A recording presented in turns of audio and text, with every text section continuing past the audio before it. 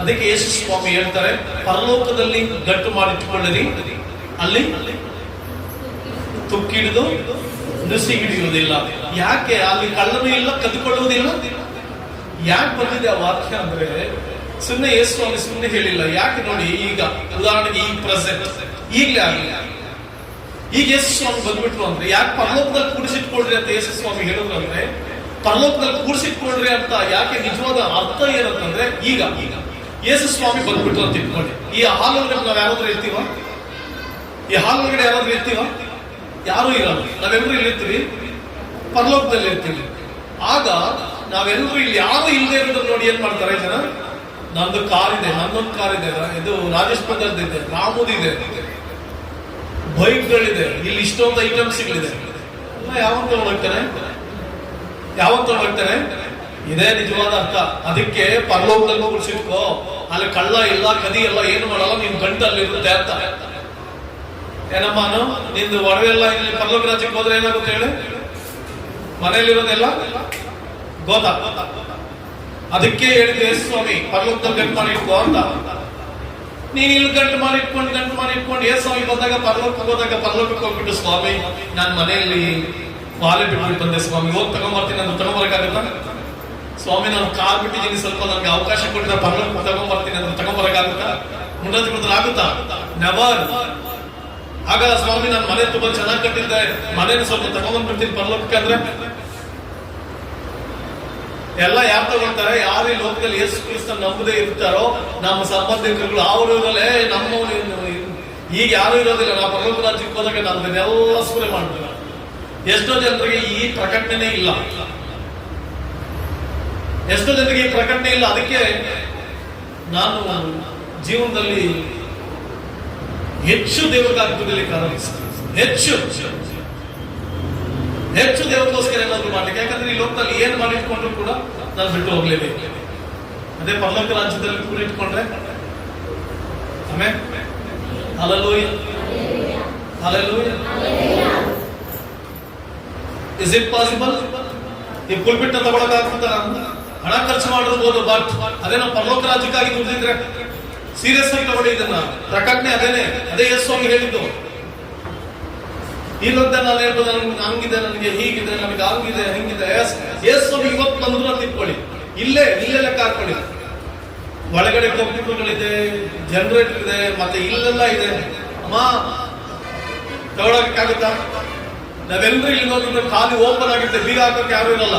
ಮೊಬೈಲ್ಗಳು ಎಷ್ಟೊಂದಿದ್ದಾವೆ ಇಲ್ಲಿ, ಎಲ್ಲರೂ ಮೊಬೈಲ್ಗಳು ಎಷ್ಟಾಯ್ತು, ಸೂರ್ಯ ಮಾಡ್ಬಿಡ್ತಾರೆ.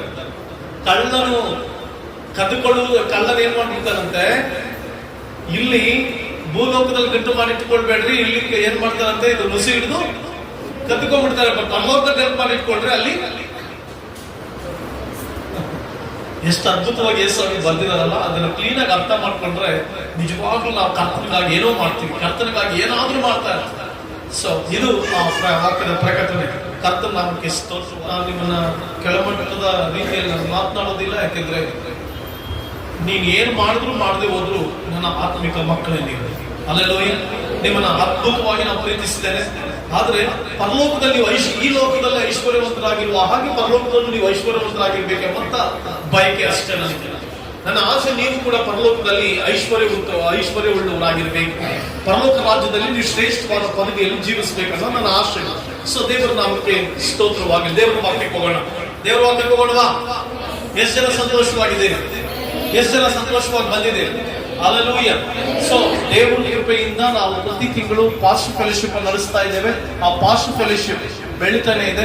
ಬರುವಂತ ದಿನಗಳಲ್ಲಿ ದೊಡ್ಡ ಕಾರ್ಯವನ್ನ ಎದುರು ನೋಡ್ತೇವೆ. ನಾವು ದೊಡ್ಡ ಕಾರ್ಯವನ್ನ ದೇವರಿಂದ ಎದುರು ನೋಡ್ತಾ ಇದ್ದೇವೆ. ದೊಡ್ಡ ಆಶೀರ್ವಾದಗಳನ್ನ, ದೊಡ್ಡ ಸೇವೆಯನ್ನ ಎದುರು ನೋಡ್ತಾ ಇದ್ದೇವೆ. ಆಮೆನ್. ಹಲ್ಲೆಲೂಯಾ. ಸೊ ದೇವರು ಇವತ್ತು ನನ್ನ ಬೆಳಗ್ಗೆ ನನ್ನ ಜೊತೆ ಮಾತಾಡ್ತಾ ಇದ್ರು, ಮಗನೇ ನಿನ್ನನ್ನು ಶೋಧಿಸಿದ ನಾನು ಇನ್ನು ಮುಂದೆ ಶೋಧಿಸಿದೆ, ನಿನ್ನ ಪರೀಕ್ಷೆಗೆ ಒಳಪಡಿಸಿದೆನು, ನಿನ್ನ ಒಳಪಡಿಸೇನು, ನಾನು ನಿನ್ನ ಬಾಧಿಸಿದ್ದೇನೆ, ಇನ್ನು ಬಾಧಿಸೇನು. ಹಲ್ಲೆಲೂಯಾ. ಸೊ ದೇವರು ಅತಿಶಯಗಳನ್ನ, ಅದ್ಭುತಗಳನ್ನ ಮಾಡೋದಕ್ಕೆ ಆತನ ಶಕ್ತನಾಗಿದ್ದಾನೆ. ಆಮೆನ್. ಹಲ್ಲೆಲೂಯಾ. ಎಷ್ಟು ಜನ ಇಲ್ಲಿದ್ದೀರಿ? ಎಷ್ಟು ಜನ ಇಲ್ಲಿದ್ದೀರಿ? ಎಷ್ಟು ಜನ ಇಲ್ಲಿಲ್ಲ? ಮನೆಯಲ್ಲಿದ್ದೀರಿ? ಎಷ್ಟು ಜನ ತರಕಾರಿ ಮಂಡಿಯಲ್ಲಿದ್ದೀರಿ? ಎಷ್ಟು ಜನ ಅಂಗಡಿಯಲ್ಲಿದ್ದೀರಿ? ಎಲ್ಲ ಇಲ್ಲ ಇದ್ದೀರಲ್ಲ? ಎಲ್ಲರೂ ಇಲ್ಲಿದ್ದು ವಾಕ್ಯವನ್ನ ಸ್ಪಷ್ಟವಾಗಿ ಕೇಳಿಸ್ಕೊಳ್ಬೇಕು. ಏನು ಸ್ಪಷ್ಟವಾಗಿ ಕೇಳಿಸ್ಕೊಳ್ಬೇಕು? ವಾಕ್ಯ. ಪಕ್ಕದಲ್ಲಿ ಒಂದವ್ರಿಗೆ ಹೇಳ್ರಿ, ವಾಕ್ಯವನ್ನು ಪಕ್ಕದಲ್ಲಿರೋರಿಗೆ ಹೇಳ್ಬೇಕು. ನನ್ ನೋಡಿ ಹೇಳಿದ್ರೆ ನನಗ್ ಭಯ ಆಗುತ್ತೆ. ಪಕ್ಕದಲ್ಲಿರೋರು ನೋಡಿ ಪರವಾಗಿಲ್ಲ. ಅಲ್ಲೋ, ವಾಕ್ಯ ಸ್ಪಷ್ಟವಾಗಿ ಚೆನ್ನಾಗಿ ಹೃದಯಕ್ಕೆ ಕೇಳಿಸಿಕೊಂಡು ಹೃದಯದಿಂದ ದೇವರಿಗೆ ನಡೆದುಕೋ. ಆಮೇಲೆ ದೇವರ ನಾಮಕ್ಕೆ ಸ್ತೋತ್ರ ಉಂಟಾಗಲಿ, ದೇವರ ಪರಿಶುದ್ಧವಾದ ನಾಮಕ್ಕೆ ಮಹಿಮೆ ಉಂಟಾಗಲಿ. ನಾನು ಇದನ್ನ ಮಾತನಾಡುವಂತ ದೈವಿಕ ಸಂದೇಶ, ಎಲೀಷನು ಹಿಂದಟ್ಟಿ ಪಡೆದುಕೊಂಡ 2ರಷ್ಟು ಆಶೀರ್ವಾದ. ಎಲೀಷನು ಹಿಂದಟ್ಟಿ ಪಡೆದುಕೊಂಡ 2ರಷ್ಟು ಆಶೀರ್ವಾದ. ಇದಕ್ಕೆ ಆಧಾರವಾಗಿ ತೆಗೆದುಕೊಂಡಿರುವಂತ ವೇದ ಭಾಗ 2 ಅರಸುಗಳು 2ನೇ ಅಧ್ಯಾಯ 9ನೇ ವಚನ. ಅವರು ಆಚರಣೆಗೆ ಸೇರಿದ ಮೇಲೆ ಎಲೀಷನನ್ನು, ನಿನ್ನನ್ನು ಬಿಟ್ಟು ಹೋಗುವ ಮೊದಲು ನಾನು ನಿನಗೋಸ್ಕರ ಏನು ಮಾಡಬೇಕೆಂದು ಹೇಳು ಎಂದು ಹೇಳಿದನು. ಅದಕ್ಕೆ ಎಲೀಷನು, ನಿನಗಿರುವ ಆತ್ಮದಲ್ಲಿ ನನಗೆ 2 ಪಾಲನ್ನು ಅನುಗ್ರಹಿಸು ಎಂದು ಬೇಡಿಕೊಂಡನು. ಆಗ ಎಲೀಯನು ಅವನಿಗೆ, ನೀನು ದುರ್ಲಭವಾದದ್ದನ್ನು ಕೇಳಿಕೊಂಡಿ, ಆದರೂ ನಾನು ನಿನ್ನ ಬಳಿಯಿಂದ ತೆಗೆಯಲ್ಪಡುವಾಗ ನೀನು ನನ್ನನ್ನು ನೋಡುವುದಾದರೆ ಅದು ದೊರಕುವುದು, ಇಲ್ಲವಾದರೆ ದೊರಕುವುದಿಲ್ಲ. ಎಲೀಷನು ಒಬ್ಬ ವ್ಯವಸಾಯಗಾರನಾಗಿರ್ತಾನೆ. ಎಲೀಯನು ಇವನು ಎತ್ತುಗಳನ್ನ ಜೋಡುಗಳಿಂದ ಅವನು ವ್ಯವಸಾಯ ಮಾಡುವಾಗ ಆ ಎಲಿಯನ ಕಂಬಳಿಯನ್ನ ಅವನ ಮೇಲೆ ಹಾಕಿ ಅವನನ್ನ ಸೇವೆಗೆ ಕರೆಸ್ಕೊಂಡು ಬಿಡ್ತಾನೆ. ಸೇವಕನಾಗ್ಬಿಡ್ತಾನೆ, ಎಲಿಯನ ಸೇವಕನಾಗ್ಬಿಡ್ತಾನೆ. ಬಹಳ ಅದ್ಭುತವಾದಂತ ಒಬ್ಬ ವ್ಯವಸಾಯಗಾರ. ವ್ಯವಸಾಯ ಮಾಡ್ತಾ ಇದ್ದಂತ ಎಲೀಷ ಬಹಳ ತಕ್ಕ ಮಟ್ಟಿಗೆ ಚೆನ್ನಾಗಿದ್ದಂತ ಎಲೀಷ. ಏನು ಅಷ್ಟೊಂದು ಜೋಡಿ ಎತ್ತುಗಳ ಅಂತ ದುಡಿತಾ ಇದ್ದಂಥವನು, ಉಳ್ತಾ ಇದ್ದಂಥವನು ಬಡವ ಏನಲ್ಲ. ಅವನು ಚೆನ್ನಾಗಿದ್ದ ಅನ್ಸುತ್ತೆ, ಅವನ ಜೀವಿತ ಚೆನ್ನಾಗಿತ್ತು. ಬಟ್ ಎಲೀಯನ ಕರೆದಾಗ ಎಲೀಯನನ್ನ ಹಿಂಬಾಲಿಸ್ತಾನೆ.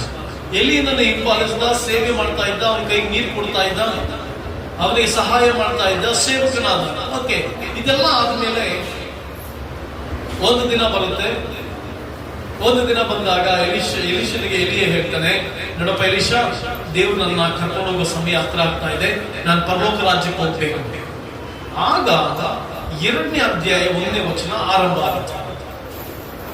ಎಂತ ಅದ್ಭುತವಾದಂತ ಒಂದು ಅಧ್ಯಾಯ ಆರಂಭ ಆಗುತ್ತಂದ್ರೆ ನಮಗೆ ಒಂದು ಪ್ರಶಂಸನೀಯವಾದಂತ ವಾಕ್ಯ, ನಮ್ಮನ್ನ ಬಲಪಡಿಸುವಂತ ದೈವಿಕ ಸಂದೇಶ, ನಮ್ಮನ್ನು ಕೂಡ ಮುನ್ನುಗ್ಗುವಂತೆ ಮಾಡುವಂತ ದೈವಿಕ ಸಂದೇಶ, ನಮ್ಮ ಬದುಕುಗಳನ್ನು ಕೂಡ ಸರಿ ಮಾಡುವಂತ ದೈವಿಕ ಸಂದೇಶ, ನಾವು ಕೂಡ 2ರಷ್ಟು ಆಶೀರ್ವಾದಗಳನ್ನ ಪಡೆದುಕೊಳ್ಳುವುದಕ್ಕೆ ಪ್ರೇರೇಪಿಸುವಂತ ದೈವಿಕ ಸಂದೇಶ, ನಮ್ಮನ್ನು ಕೂಡ ದೇವರ ಮಹಿಮೆಯಿಂದಲೂ ದೇವರ ಪ್ರಕಟಣೆಗಳಿಂದಲೂ ತುಂಬಿಸಿ ನಮ್ಮನ್ನ ಮುನ್ನಡೆಸುವಂತ ಅದ್ಭುತವಾದಂತ ಒಂದು ಪ್ರಸಂಗ. ಯೆಹೋವನು ಎಲೀಯನನ್ನು ಸುಡುಗಾಳಿಯ ಮುಖಾಂತರ ಪರಲೋಕಕ್ಕೆ ಸೇರಿಸುವ ಸಮಯ ಬಂದಾಗ ಎಲೀಯನು ಎಲೀಷನೊಡನೆ ಗಿಲ್ಗಾಲವನ್ನು ಬಿಟ್ಟು ಹೊರಟು. ಇಲ್ಲಿ ಎಲೀಯ ಮತ್ತೆ ಎಲೀಷ, ಇನ್ನೇನು ಎಲೀಯ ಸುಡುಗಾಲಿನಲ್ಲಿ ಪರಲೋಕ ರಾಜ್ಯಕ್ಕೆ ಹೋಗ್ಬೇಕು, ದೇವರ ಸಮಯ ಬಂದಿದೆ, ದೇವರ ಕರೆಯುವಿಕೆ ಬಂದಿದೆ, ಹೋಗ್ಬೇಕು. ಈ ಸಂದರ್ಭದಲ್ಲಿ ಎಲೀಯನಿಗೂ ಎಲೀಷನಿಗೂ ಒಂದು ಕನ್ವರ್ಸೇಷನ್ ನಡೆಯುತ್ತದೆ. ಇಲ್ಲಿ ಗಿಲ್ಗಾಲ್ನಲ್ಲಿ ಅವರ ಜೀವಿತ ಆರಂಭವಾಗುತ್ತೆ. ಪ್ರಿಯ ದೇವರ ಮಕ್ಕಳೇ, ಗಿಲ್ಗಾಲ್ನಲ್ಲಿ ಇವರ ಜೀವಿತ ಆರಂಭವಾದಂತ ಈ ಸಂದರ್ಭದಲ್ಲಿ ನಾವು ನೋಡುವಂತದ್ದು ಏನಂತಂದ್ರೆ, ಎಲೀಷನು ಎಲೀಯನನ್ನ ಫಾಲೋ ಮಾಡುವಾಗ ಅವನಿಗೆ ಬಂದಂತ ಆತಂಕಗಳು, ಸಮಸ್ಯೆಗಳು, ಎದುರುವಿಕೆಗಳು, ಇವುಗಳ ಮಧ್ಯದಲ್ಲಿ ಹೇಗೆ ಅವನು 2ರಷ್ಟು ಆಶೀರ್ವಾದ ಪಡ್ಕೊಂಡ, ಹೇಗೆ ಅವನು 2ರಷ್ಟು ಅತಿಶಯಗಳನ್ನ ಪಡ್ಕೊಂಡ, ಹೇಗೆ 2ರಷ್ಟು ಆತ್ಮವನ್ನ ಪಡ್ಕೊಂಡ. ಅವನಿಗೆ ಎದುರಾದದ್ದು ಡಿಸ್ಕರೇಜ್ಮೆಂಟ್, ಅವನಿಗೆ ಎದುರಾದದ್ದು ಎಲ್ಲ ಪ್ರವಾದಿ ಮಂಡಳಿಯವರು ಹೇಳಿದ್ರು, ನಿನ್ನ ಯಜಮಾನ ಕರ್ಕೊಂಡು ಹೋಗ್ತಾ ಇದ್ರೆ ಸುಮ್ಮನೆ ಅಂದ್ರು. ಬಟ್ ಇವೆಲ್ಲ ಸವಾಲುಗಳ ಮಧ್ಯದಲ್ಲಿ ಎಲೀಷನು ಮಾಡಿದಂತ ಕ್ರಿಯೆಗಳು, ಎಲೀಷನು ಬಿಡಿದ ಮುನ್ನುಗ್ಗಿದಂತ ಕಾರ್ಯಗಳು. ಈಗ ಗಿಲ್ಗಾಲನ್ನ ಬಿಟ್ಟು ಹೋಗ್ತಾ ಇದ್ದಾರೆ. ಗಿಲ್ಗಾಲ್ ಇದು ಇಸ್ರಾಯೇಲಿಯರ ಆರಂಭವಾದಂತ ಜೀವಿತ. ಇನ್ನೇನು ಅವರು ಕಾನಾನ್ ದೇಶಕ್ಕೆ ಪ್ರವೇಶ ಮಾಡೋದಕ್ಕಿಂತ ಮುಂಚೆ ಗಿಲ್ಗಾಲ್ ಯೋರ್ದನ್ ಹೊಳೆಯನ್ನ ದಾಟಿದ ಮೇಲೆ ಗಿಲ್ಗಾಲ್ಗೆ ಬಂದು ನಿಂತು ಅಲ್ಲಿ ನಡೆದಂತ ಆರಂಭಿಕ ಬದುಕು, ಆರಂಭಕರವಾದಂತ ಜೀವಿತ. 2ನೇ ಅಧ್ಯಾಯ 1ನೇ ವಚನ 2ನೇ ವಚನದಲ್ಲಿ ಎಲಿ ಹೇಳ್ತಾನೆ, ನಾನೀಗ ಗಿಲ್ಗಾಲನ್ನು ಬಿಟ್ಟು ಬೇತೇಲಿಗೆ ಹೋಗ್ತಾ ಇದ್ದೀನಿ, ದೇವರನ್ನ ಕರ್ಕೊಂಡು ಹೋಗುವಂತ ಸಮಯ ಬಂದಿದೆ, ಆದ್ರಿಂದ ಗಿಲ್ಗಾಲನ್ನ ಬಿಡ್ತಾ ಇದ್ದೀನಿ ಅಂತ ಹೇಳ್ತಾನೆ. ಗಿಲ್ಗಾಲ್ ಎಲ್ಲಿಂದ ಆರಂಭ ಆಗುತ್ತೆ? ಇಸ್ರಾಯೇಲ್ ಚರಿತ್ರೆಯಲ್ಲಿ, ಇಸ್ರಾಯೇಲ್ ದೇಶದ ಚರಿತ್ರೆಯಲ್ಲಿ, ಇಸ್ರಾಯೇಲ್ ದೇವರ ಮಕ್ಕಳ ಚರಿತ್ರೆಯಲ್ಲಿ ಗಿಲ್ಗಾಲ್ ಅನ್ನುವಂಥದ್ದು ಒಂದು ಅದ್ಭುತವಾದಂತ ಸಂದೇಶ ಕೊಡುವಂತ ಸ್ಥಳ. Gilgal, it's called the place of separation. The place of separation. ಅದರ ಅರ್ಥ ಏನಂತಂದ್ರೆ, ಯೋರ್ದನ್ ಹೊಳೆಯನ್ನ ದಾಟಿ ಬಂದು ನಿಂತಾಗ ಇಸ್ರಾಯೇಲ್ಯರೆಲ್ಲರೂ ಅಲ್ಲಿ ಕಲ್ಲು ಕುಪ್ಪೆಯನ್ನ, ಒಂದು ಕಲ್ಲುಗಳ ಕಂಬ, 12 ಕಂಬ ಸ್ತಂಭಗಳನ್ನ ನಿಲ್ಲಿಸಿ ಒಡಂಬಡಿಕೆಯನ್ನ ಮಾಡಿಕೊಳ್ತಾರೆ.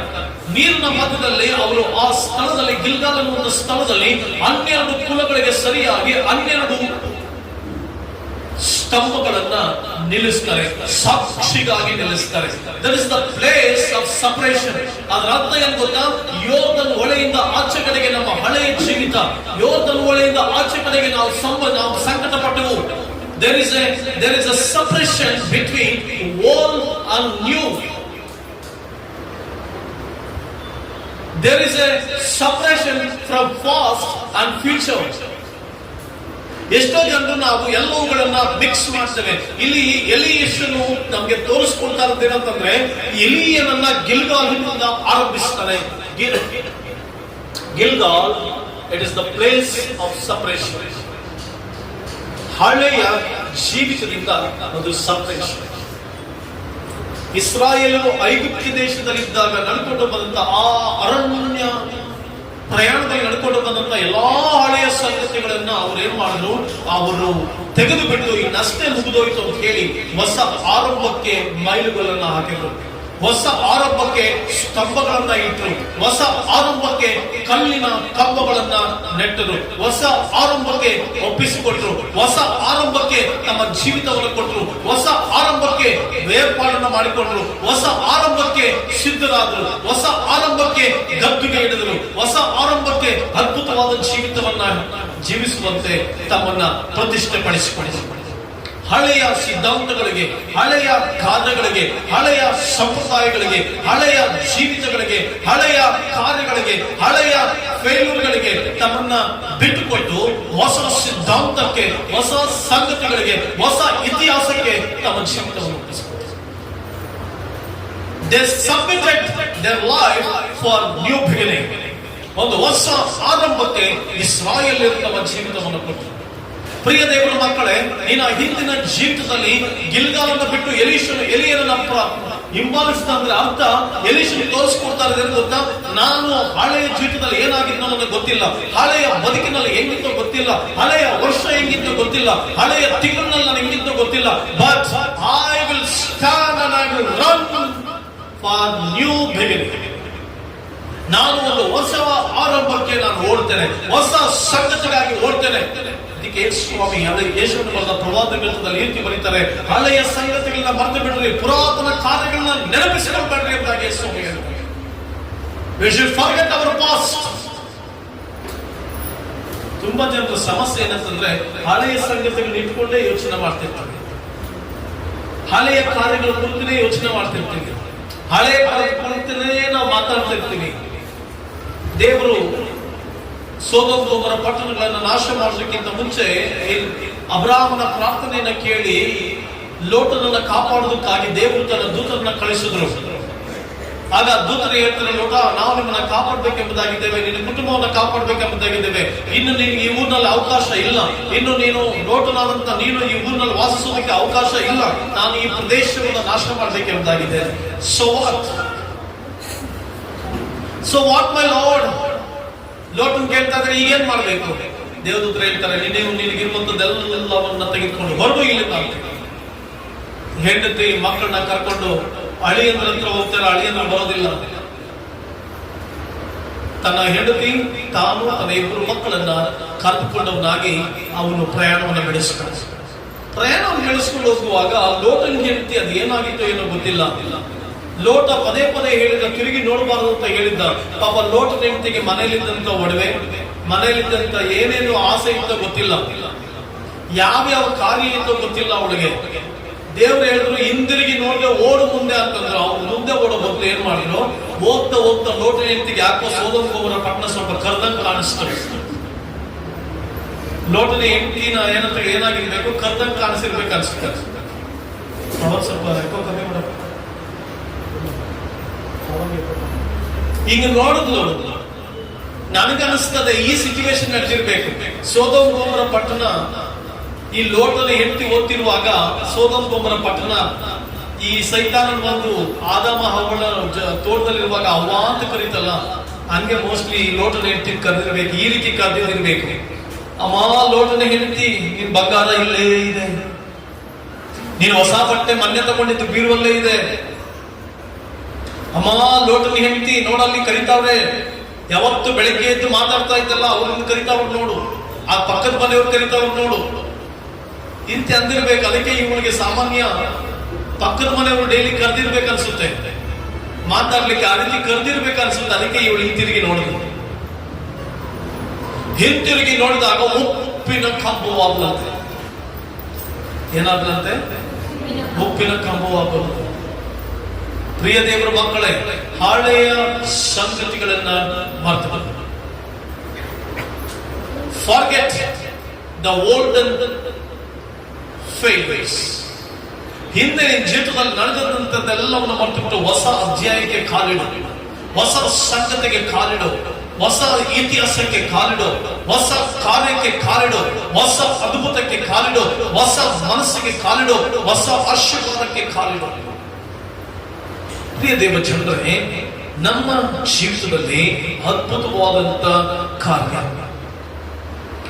ಗಿಲ್ಗಲ್ was the starting point of Elisha's journey. ಇಸ್ರಾಯೇಲ್ರು ಕೂಡ ಹೊಸದಾಗಿ ಜರ್ನಿ ಮಾಡಿದಾಗ ಎಲೀಷನಿಗೂ ಕೂಡ ಇಟ್ ಇಸ್ ಸ್ಟಾರ್ಟಿಂಗ್ ಜರ್ನಿ. ಅವನು ತನ್ನ ಜರ್ನಿಯನ್ನು ಆರಂಭಿಸಿದ ಗಿಲ್ಗಾಲಿನಿಂದ.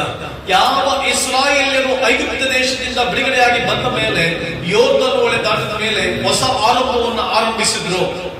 ಅದೇ ರೀತಿ ಎಲೀಷನಿಗೆ ಒಂದು ಆರಂಭ, ತನ್ನ ಜೀವಿತವನ್ನು ಆರಂಭಿಸಿಬಿಟ್ಟ, ತನ್ನ ಬದುಕನ್ನ ಆರಂಭಿಸಿಬಿಟ್ಟ. It signifies a separation from the old and preparation for the new. This is where the Israelites first camped after crossing the Jordan, a place of covenant revealed. ಪ್ರಿಯ ದೇವರ ಮಕ್ಕಳೇ, ಇಸ್ರಾಯೇಲರಿಗೂ ಕೂಡ ಒಂದು ಹೊಸ ಒಡಂಬಡಿಕೆಯೊಂದಿಗೆ, ಹೊಸ ಸಂತೋಷದೊಂದಿಗೆ ಗಿಲ್ಗಾಲ್ನಲ್ಲಿ ಕಾಲಿಟ್ಟು ಒಂದು ಪ್ರಿಪರೇಷನ್, ನ್ಯೂ ಆಶೀರ್ವಾದಕ್ಕೆ. ಬರುವ ವರ್ಷ 2025ನೇ ವರ್ಷದಲ್ಲಿ ಕರ್ತನು ನಿನ್ನನ್ನು ಆಶೀರ್ವದಿಸುವುದಕ್ಕೂ, ಕರ್ತನು ನಿನ್ನ ಬದುಕನ್ನು ಕಟ್ಟುವುದಕ್ಕೂ, ಕರ್ತನು ನಿನ್ನ ಜೀವಿತವನ್ನು ನಡೆಸುವುದಕ್ಕೂ, ದೊಡ್ಡ ಕಾರ್ಯಗಳನ್ನ ದೇವರಿಂದ ಎದುರು ನೋಡುವುದಕ್ಕೂ ಒಂದು ಹೊಸ ಮೈಲುಗಳನ್ನ ಆರಂಭಿಸು, ಹೊಸ ಮನಸ್ಥಿತಿಯೊಂದಿಗೆ ಆರಂಭಿಸು, ಹೊಸ ಆಲೋಚನೆಯೊಂದಿಗೆ, ಹೊಸ ಸಂಗತಿಗಳೊಂದಿಗೆ, ಹೊಸ ಐಡಿಯಾಸ್ ಒಂದಿಗೆ, ಹೊಸ ಕಾರ್ಯದೊಂದಿಗೆ ನೀನು ದೇವರ ಸಮ್ಮುಖಕ್ಕೆ ಹಾದು.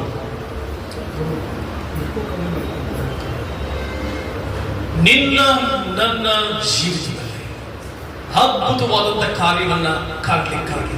ಆದುದರಿಂದ ಪ್ರಿಯ ದೇವರ ಮಕ್ಕಳೇ, to follow God's call we must leave behind comforts, distractions and anything hindering to walk with god.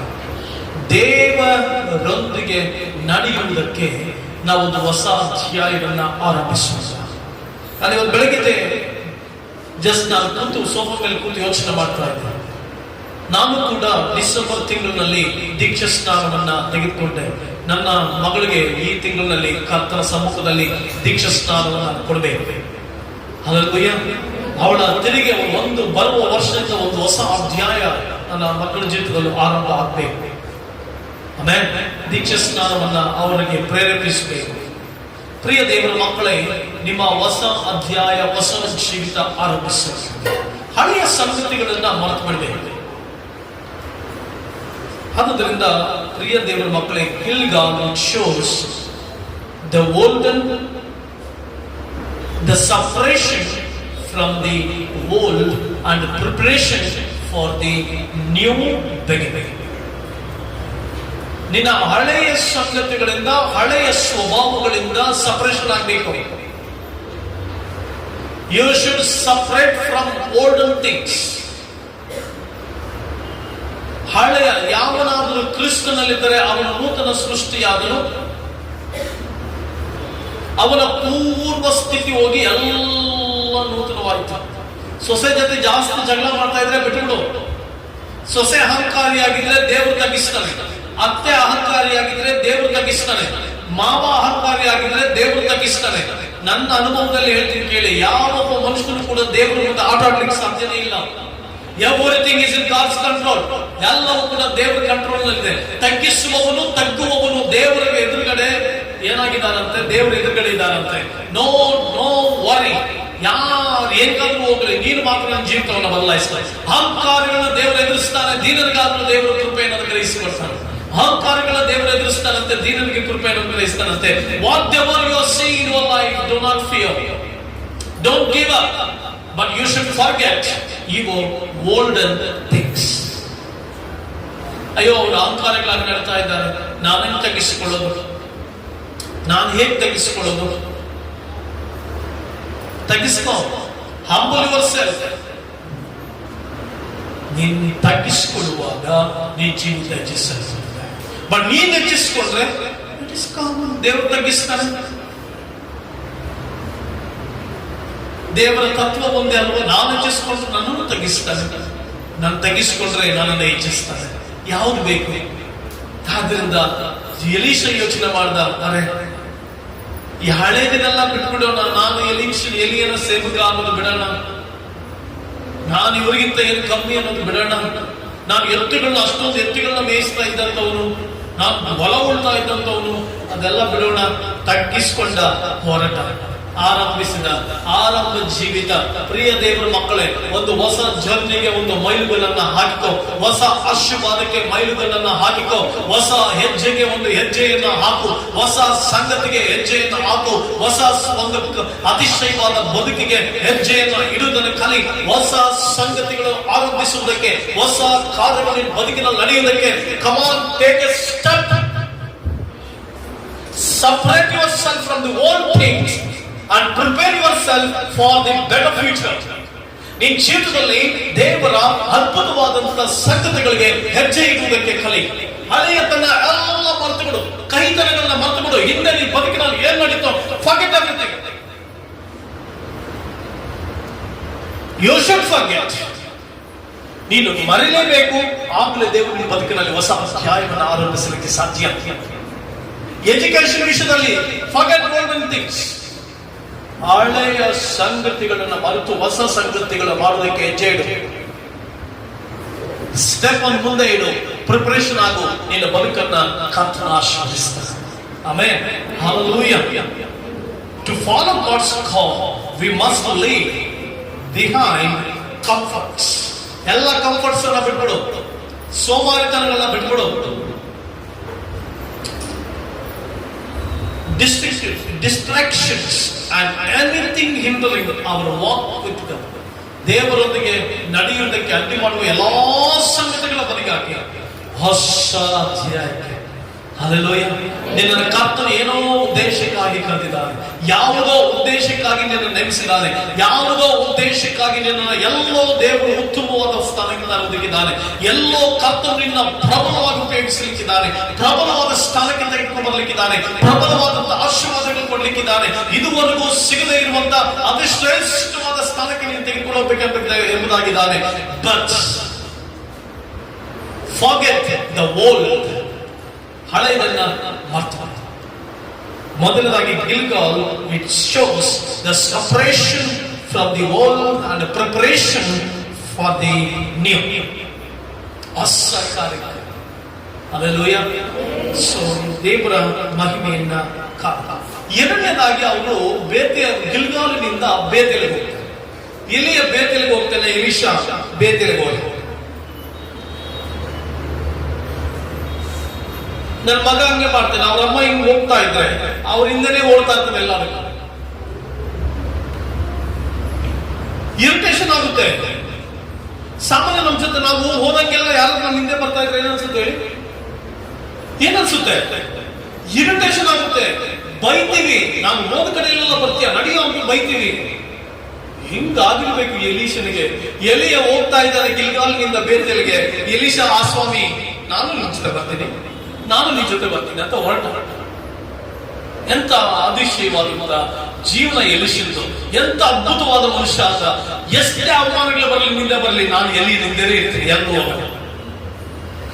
ಗಿಲ್ಗಾಲಿಂದ ಹೋಗ್ಬೇಕಾದ್ರೆ ಎಲ್ಲ ಪ್ರವಾದಿ ಮಂಡಳಿಯವರು ಹೇಳ್ತಾರೆ, ನೀನ್ ಇಲ್ಲೇ ಇರಪ್ಪ, ನಿನ್ನ ಯಜಮಾನ್ ಕರ್ಕೊಂಡು ಹೋಗ್ತಾರೆ. ನೀ ಬಾಯಿ ಮುಚ್ಚಿದ್ರೆ ನಾನು ಎಲಿಶಿನ ಜೊತೆ ಹೋಗ್ತೀನಿ, ನೀ ಬಾಯಿ ಮುಚ್ಚಿದ್ರೆ ನಾನು ಎಲಿನ ಜೊತೆ ಹೋಗ್ತೀನಿ ಅಂತ. ಇವತ್ತಿನ ದಿನ ಕ್ರಿಸ್ತನ ಹಿಂದೆ ಹಿಂಬಾಲಿಸುವಂತ ಆ ರೀತಿಯಾದಂತ ಅದ್ಭುತವಾದಂತ ದೇವ ಮಕ್ಕಳು ಬೇಕು.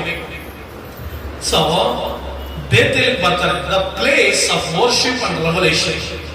The Bethel call house of God, ದೇವರ ಮನೆ. ದೇವರ ಮನೆಯಲ್ಲಿದ್ದಂತ ಆ ಸಂಗತಿಗಳು. ಎಲಿಯನು ದೇವರ ಮನೆಗೆ ಹೋಗ್ತಾನೆ, ಎಲಿಯನು ಬೇತೇಲ್ಗೆ ಹೋಗ್ತಾನೆ, ಎಲೀಶನು ಹೋದ. ಅಲ್ಲಿನ ಜನ ಏನೇ ಅಂದ್ರು, ಆದ್ರೂ ಎಲೀಶ ಹೇಳ್ತಾನೆ, ನಾನು ಎಲಿಯಿಂದಲೇ ಹೋಗ್ತೇನೆ. ದೇವರ ಮನೆಗೆ ಬಾ. ಹಳೆಯ ಸಂಗತಿಗಳನ್ನ ಮರೆತು ಬಿಟ್ಟು, ಹಳೆಯ ಕಾರ್ಯಗಳನ್ನ ಮರೆತು ಬಿಟ್ಟು, ಅಮ್ಮ ಹಳೆಯ ಜೀವಿತ ಮರೆತು ಬಿಡು, ಹಳೆಯ ಕ್ಯಾರೆಕ್ಟರ್ಗಳನ್ನು ತೆಗೆದು ಕಸದ ಬುಟ್ಟಿಗ ನಿನ್ನನ್ನ ಪ್ರಿಪರೇಷನ್ ಮಾಡ್ಕೋ ಹೊಸ ಆಶೀರ್ವಾದಗಳಿಗೆ. ಬೇತೇಲಿಗೆ ಬಂದ್ಬಿಟ್ಟ, ತನ್ನನ್ನು ಯಾವಾಗ ಸರಿಪಡಿಸಿಕೊಂಡ. ಹಳೆಯ ಸಂಗತಿಗಳ ಮರೆತು ಬಿಟ್ಟು ಬೇತೇಲಿಗೆ ಬಂದ್ರು. Bethel, it's called house of God, ದೇವರ ಮನೆ. ದೇವರ ಮನೆಯಲ್ಲಿ ವಾಸಿಸುವುದಕ್ಕಾಗಿ ಬಂದ. ದೇವರ ಮನೆ, it's the place of worship. ಆರಾಧಿಸು, ಆರಾಧಿಸು, ಆರಾಧಿಸು, ಕರ್ತನನ್ನ ಧ್ಯಾನಿಸು, ದೇವರಿಂದ ಪ್ರಕಟಣೆಗಳನ್ನ ತೆಗೆದುಕೋ. The place when you will separate yourself from the old to new, then God will allow you to his house.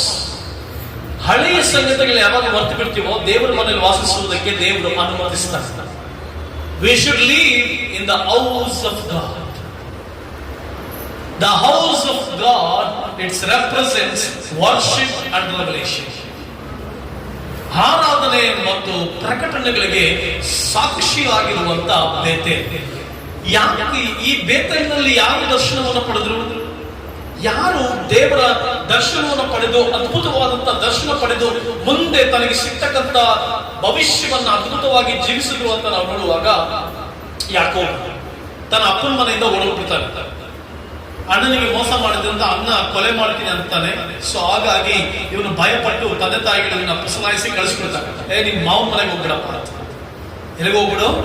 ಮಾವನ ಮನೆಗೆ. ಆನ್ ದ ವೇ ಮಾವನ ಮನೆಗೆ ಹೋಗೋದಕ್ಕಿಂತ ಮುಂಚೆ ಬೇತೇಲ್ ಸಿಗುತ್ತೆ. ಬೇತೇಲ್ನಲ್ಲಿ ದರ್ಶನ ಸಿಗುತ್ತೆ. ಅಮ್ಮ, ಬೇತೇಲ್ ದರ್ಶನದ ಮನೆ, ಆರಾಧಿಸುವಂತ ಮನೆ.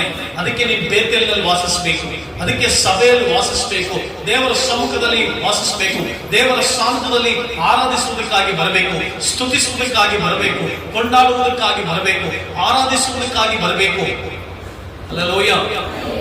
ಪ್ರಿಯ ದೇವರ ಮಕ್ಕಳೇ, the Bethel, the place of worship and revelation, house of god. 2 ವರ್ಷ 2ನೇ ಅಧ್ಯಾಯ 3-4ನೇ ವಚನದಲ್ಲಿ Bethel meaning house of God was there where Jacob had his vision of the ladder connecting heaven and earth. It symbolizes divine revelation and communion with God. ಈ ಯಾಕೋಬ ಮಾವನ ಮನೆಗೆ ಹೋಗುವಾಗ ಈ ದಾರಿ ಮಧ್ಯದಲ್ಲಿ ಬಂದು ಬೇತೇಲ್ನಲ್ಲಿ ಉಳ್ಕೊಂಡ್ಬಿಡ್ತಾನೆ. ಮಲಗಿರುವಾಗ ಒಂದು ನಿರೀಕ್ಷೆ, ಒಂದು ಏಣಿ ಕಾಣಿಸುತ್ತೆ. ಏಣಿ ದೇವದೂತರು ಹತ್ತುತ್ತಾ ಹಿಡಿಯುತ್ತಾ ಇರುವ ದರ್ಶನವನ್ನ ಕಾಣುತ್ತೆ. ಅದ್ರ ಅರ್ಥ ಏನ್ ಗೊತ್ತಾ? ಏನ್ ತೋರಿಸ್ತದೆ ಅಂತಂದ್ರೆ, ನೀನ್ ಯಾವಾಗ ನಿಕಟವಾದ ಸಂಬಂಧ ಪರಲೋಕದ ಜೊತೆ ಇಟ್ಕೊಳ್ತೀಯೋ, ಆಗ ಆ ಪರಲೋಕದ ಸಮಸ್ತ ಸೈನ್ಯ, ಪರಲೋಕದ ಸಮಸ್ತ ಕಾರ್ಯಗಳು ನಿನ್ನೊಂದಿಗೆ ಒಡಗೂಡಿ ನಡೆಯುತ್ತವೆ. ಅನೇಕರಿಗೆ ಮನುಷ್ಯರೊಟ್ಟಿಗೆ ಸಂಬಂಧ, ಅನೇಕರಿಗೆ ಅನೇಕ ಕಾರ್ಯಗಳೊಟ್ಟಿಗೆ ಸಂಬಂಧ, ಅನೇಕರಿಗೆ ಹಣದೊಟ್ಟಿಗೆ ಸಂಬಂಧ, ಅನೇಕರಿಗೆ ಕಾರ್ಯಗಳೊಟ್ಟಿಗೆ ಸಂಬಂಧ. ನನ್ನ ಜೇಬಿನಲ್ಲಿ ತುಂಬಾ ಕಾರ್ಡ್ಗಳು ಇಟ್ಕೊಂಡಿದ್ದೆ. ಆ ಕಾರ್ಡ್ ಅಂತೆ, ಈ card, credit card, ATM card. ದೇವರು ನನಗೆ ಎಷ್ಟು ಪಾಠ ಕಲಿಸ್ಕೊಟ್ರು ಜೀವನದಲ್ಲಿ ಅಂತಂದ್ರೆ, ಮಗನೇ, ನಿನ್ನ ಬದುಕನ್ನು ನಡೆಸೋದು ನಾನು, ನಿನ್ನ ಸೇವೆಯನ್ನು ನಡೆಸೋದು ನಾನು, ನೀನ್ ಸಭೆ ನಡೆಸೋದು ನಾನು, ನಿನ್ನ ಆಧಾರ ನಾನು, ನಿನ್ನ ಹಣಕ್ಕೆ ಆಧಾರ ನಾನು ನಿನ್ನ ಮುಂದುವರಿಸ್ತೀನಿ ಮಗನೇ ಅನ್ನುವಂಥ ರೀತಿಯಲ್ಲಿ ದೇವರನ್ನ ಎರಡದು ಒಂದು ಸಾರಿ ಕೆಳಗಡೆ ಬಿಟ್ಟರು ನನಗೆ ಅನುಭವ ಆಗಿದ್ದು ಏನು ಗೊತ್ತಾ? ದೇವರಲ್ಲದೆ ನನ್ನ ಬದುಕಿನಲ್ಲಿ ಏನ್ ನಡೆಯಲಿಕ್ಕೂ ಸಾಧ್ಯ. ದೇವರಿಂದಲೇ ಎಲ್ಲ ಸಾಧ್ಯ, ದೇವರಿಂದ ಎಲ್ಲ ಸಾಧ್ಯ. ಆ ಹೇಳಿ ಅತ್ಯುತ್ತಾಯಿ ಇರುತ್ತ ಯಾವಾಗ ನೀನ್ ಬೇತೇಲಿನಲ್ಲಿ ವಾಸ ಮಾಡ್ತೀಯೋ, ಇಲ್ಲೊಂದು ಪ್ರಕಟಣೆ ನಮಗಿದೆ.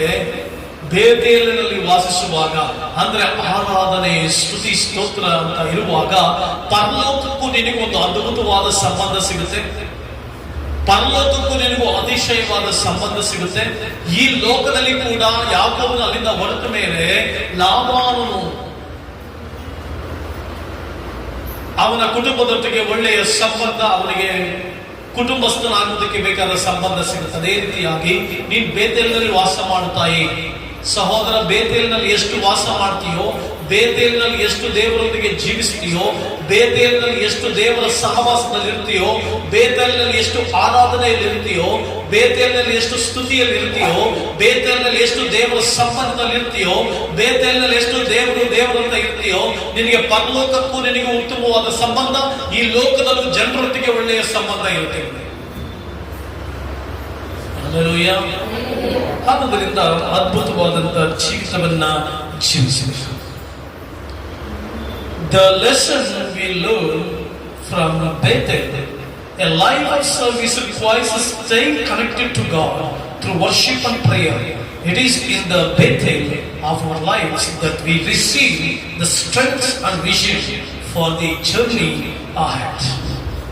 ನೀನು ಯಾವಾಗ ದೇವರನ್ನು ಆರಾಧಿಸ್ತಾ ಇರ್ತೀಯೋ, ಅದ್ಭುತವಾದಂತಹ ಒಂದು ಜೀವಿತವನ್ನ ಬೇತೇಲಿನಲ್ಲಿ ವಾಸಿಸುವುದಕ್ಕೆ ಮುಂದಿರ್ತಕ್ಕಂಥ ದರ್ಶನ, ಮುಂದಿರ್ತಕ್ಕಂಥ ಭವಿಷ್ಯ, ಮುಂದಿರ್ತಕ್ಕಂಥ ಕಾರ್ಯಗಳಿಗೆ ನಿನ್ನ ಹೆಜ್ಜೆ ಹಾಕಲಾಗುತ್ತೆ. ಆದುದರಿಂದ ಪ್ರಿಯ ದೇವರ ಮಕ್ಕಳೇ, ನಿಮ್ಮ ಬದುಕಿನಲ್ಲಿ ಬೇತೇಲಿನಲ್ಲಿ ವಾಸಿಸುವಾಗ ಡಿಸ್ಕರೇಜ್ಮೆಂಟ್ಗಳು ಬರಬಹುದು, ಏನೇ ಬರಬಹುದು, ಬಟ್ ನಿಮ್ಮ ಮುಂದೆ ಸಾಗಬೇಕು. ಬೇತೇಲಿನಲ್ಲಿ ವಾಸಿಸಬೇಕು. ಆಯ್ತು, ಬೇತೇಲಿಗೆ ಬಂದ್ರು. ಬೇತೇಲಿನಲ್ಲಿ ಇದ್ಕೊಂಡು ಈಗ ಇಲ್ಲಿಯೇ ಹೇಳ್ತಿದ್ದಾರೆ, ಎಲಿಷಾ ಗಿಲ್ಗಾಲಿಂದ ನನ್ನ ಜೊತೆನೆ ಬಂದೆ, ಬೇತೇಲಿನಲ್ಲಿಗೂ ಬಂದಿದೀಯಾ, ಈಗ ನಾನು ಎರಿಕೋ ಪಟ್ಟಣಕ್ಕೆ ಹೋಗ್ಬೇಕಪ್ಪ, ಎರಿಕೋ ಕಡೆಗೆ ಹೋಗ್ಬೇಕು, ನಾನು ಸಾಕು ನಿಲ್ಸು ಅಂದಾಗ, ಇಲ್ಲ ನಾನು ನಿನ್ನಿಂದಲೇ ಬರ್ತೇನೆ. Jericho the place of victory and test. 2:4 ವಚನದಲ್ಲಿ ಈ ಎರಿಕೋ ಪಟ್ಟಣಕ್ಕೆ ಬರ್ತಾರೆ. Jericho is known for its miraculous conquest when the walls fell. Joshua chapter 6, it represents victory through obedience and faith. However, Jericho also reminds us of the testing of faith. ಪ್ರಿಯ ದೇವರ ಮಕ್ಕಳು, ಈಗ ಎರಿಕೋ ಪಟ್ಟಣಕ್ಕೆ ಬಂದ್ಬಿಟ್ರು. ಈ ಎರಿಕೋ ಪಟ್ಟಣಕ್ಕೆ ಬಂದಾಗ ಈ ಎರಿಕೋ ಪಟ್ಟಣ ಏನ್ ತೋರಿಸ್ತಂದ್ರೆ ಜಯವನ್ನ ತೋರಿಸ್ತದೆ, ಬಿಡುಗಡೆಯನ್ನ ತೋರಿಸ್ತದೆ. ಎಷ್ಟು ನೀನ್ ಬೇತೇಲಿನಲ್ಲಿ ಇರ್ತೀಯೋ ನಿನಗೆ ಬಿಡುಗಡೆ ಏನು ಸಿದ್ಧ ಮಾಡಿರುವಂತ ಅದ್ಭುತವಾದ ಜೀವಿತ. ಬೇತೇಲಿನಲ್ಲಿದ್ರೆ ಜಯ, ಬೇತೇಲಿನಲ್ಲಿದ್ರೆ ಅದ್ಭುತ, ಬೇತೇಲಿನಲ್ಲಿದ್ರೆ ಬಿಡುಗಡೆ, ಬೇತೇಲಿನಲ್ಲಿದ್ರೆ ದೇವರೊಂದಿಗಿದ್ರೆ ಅತಿಶಯ. ಬೇತೇಲ್ ದೇವರ ಮನೆಯಲ್ಲಿ ಎಷ್ಟಿರ್ತೀಯೋ ನಿನಗೆ ನೆಕ್ಸ್ಟ್ ಎರಿಕೋ, ಆ ಎರಿಕೋ ಪಟ್ಟಣ ಏನ್ ತೋರಿಸುತ್ತೆ ಅಂದ್ರೆ ಜಯ. ಇಸ್ರಾಯೇಲರು ಯೆಹೋಶುವದ 6ನೇ ಅಧ್ಯಾಯದಲ್ಲಿ ಎರಿಕೋ ಪಟ್ಟಣವನ್ನು ಸುತ್ತಾ ಇರ್ತಾರೆ. ಅಲ್ಲಿ ಅವ್ರ ನಂಬಿಕೆ ಪರೀಕ್ಷಿಸಲ್ಪಡ್ತದೆ. ನಂಬಿಕೆ ಪರೀಕ್ಷಿಸಲ್ಪಟ್ಟಾಗ 7 ಸುತ್ತಿದ ಮೇಲೆ ಅದು ಗೋಡೆ ದಬಕ್ ಅಂತ ಬಿತ್ತಂತೆ, ದಡಲ್ಲನೆ ಬಿತ್ತಂತೆ, ಮುರಿದು ಬಿತ್ತಂತೆ. ದೊಡ್ಡ ಕೋಟೆ ಕೊಟ್ಟಲಿರುವಂತ ಆ ಪಟ್ಟಣದ ಗೋಡೆಗಳು ಕುಸಿದು ಬಿತ್ತಂತೆ. ಅದೇ ರೀತಿ ಪ್ರಿಯ ದೇವರ ಮಕ್ಕಳೇ, ಯೋಧ ಅದ್ಭುತವಾದ ಜಯವನ್ನು ಕೊಡುವಂತ ಒಂದು ಸ್ಥಳವನ್ನು ಸೂಚನೆ ಮಾಡ್ತದೆ. ನೀನು ಪರೀಕ್ಷಿಸಲ್ಪಡುವಾಗ, ನಿನ್ನ ನಂಬಿಕೆ ಪರೀಕ್ಷಿಸಲ್ಪಡುವಾಗ, ನಿನ್ನ ಫೇತ್ ಟೆಸ್ಟ್ ಆದಾಗ ಡೋಂಟ್ ಗಿವ್ ಅಪ್, ಬಿಟ್ಕೊಡ್ಬೇಡ, ದೇವರೊಂದಿಗೆ ಮುನ್ನಡೆ. ಎಲಿಷನ್ ಬಿಟ್ಕೊಡ್ನಾ? ಎಲಿಷನ್ ಬಿಟ್ಕೊಡ್ಲಿಲ್ಲ, ಎಲಿಯಿಂದ ಹೋದ. ನೀನು ಕೂಡ ದೇವರಿಂದ ಓಡು, ದೇವರ ವಾಕ್ಯದಿಂದ ಓಡು, ಆರಾಧನೆಯಿಂದ ಓಡು, ಸ್ತುತಿಯಿಂದ ಓಡು, ಸ್ತೋತ್ರದಿಂದ ಓಡು. ಅದ್ಭುತದ ಅತಿಶಯಗಳು ಮಾಡುವಂತ ಆ ಪರಸ್ಪರನ ಹಿಂದೆ ಓಡು. ದೇವರ ಹಿಂದೆ ಓಡುವಾಗ ನಿನ್ನ ಜೀವಿತದಲ್ಲಿ ದೊಡ್ಡ ಜಯವನ್ನ ನೀನು ಕಾಣುವೆ, ಅದ್ಭುತಗಳನ್ನ ಕಾಣುವೆ. Jericho is known for its miraculous conquest. ಅದ್ಭುತವಾದಂತ ನಡೆದಂತ ಸಂಗತಿ, ಜಯಕರವಾದಂತ ಸಂಗತಿ, ಅತಿಶಯವಾದಂತ ಸಂಗತಿ. ಅದರಿಂದ ಚಾಲೆಂಜಸ್ಗಳು ಬರುವಾಗ, ಸಂಕಟಗಳು ಬರುವಾಗ, ಶ್ರಮೆಗಳು ಬರುವಾಗ ಏನೇ ಬರಲಿ ಎಲೀಷನಾಗೆ ಮುನ್ನುಗ್ಗು, ಎಲೀಯನಿಂದ ಓಡು, ಬಿಟ್ಕೊಡ್ಬೇಡ. ದೊಡ್ಡ ಜಯವನ್ನ, ದೊಡ್ಡ ಆಶೀರ್ವಾದವನ್ನ ಕಂಡೇ ಕಾಣ್ತೀಯ. ನಾಲ್ಕನೇದಾಗಿ ಅವರು ಅಲ್ಲಿಂದ ಯೋರ್ದಾನ್ ಒಳಗೆ ಹೋದ್ರಂತೆ. ಯೋರ್ದಾನ್ ಒಳಗೆ ಹೋಗ್ಬೇಕಾದ್ರೂ ಕೂಡ ಎಲೀಯನಿಂದನೇ ಹೋದ.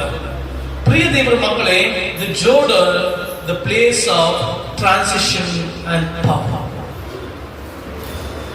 ಪರಿವರ್ತನೆಯಾಗುವಂಥದ್ದು. ಯೋರ್ದನ್ ಹೊಳೆಯಲ್ಲಿ ಇಸ್ರಾಯೇಲರ ಜೀವಿತ ಪರಿವರ್ತನೆ ಆಯಿತು. ಅವರು ಕಾಲಿಡುತ್ತಲೇ ವಿಭಾಗ ಆಯಿತು.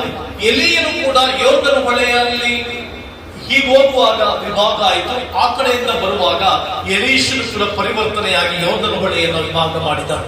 ಯೋರ್ದನ್ ಏನು ತೋರಿಸುತ್ತೆ ಅಂದ್ರೆ ಪರಿವರ್ತನೆಯನ್ನು ತೋರಿಸುತ್ತೆ. Before Jordan and after Jordan. ಯೋರ್ದನ್ನ ಹಿಂದಿನ ಜೀವಿತ, ಯೋರ್ದನ್ನ ಅಥರ್ವಾಯ ಜೀವಿತ. ಎಲೀಷನು ಬಿಟ್ಕೊಡ್ಲಿಲ್ಲ. ಯೋರ್ದನ ಒಳವರೆಗೂ ಬಂದ, ನೋಡ್ದ ಎಲೀಯನು ಕಂಬಳಿಯನ್ನ ಬೀಸುವುದರ ಮೂಲಕವಾಗಿ ಅಲ್ಲಿ ಯೋರ್ದನ ಹೊಳೆ ವಿಭಾಗ ಆಗುತ್ತೆ.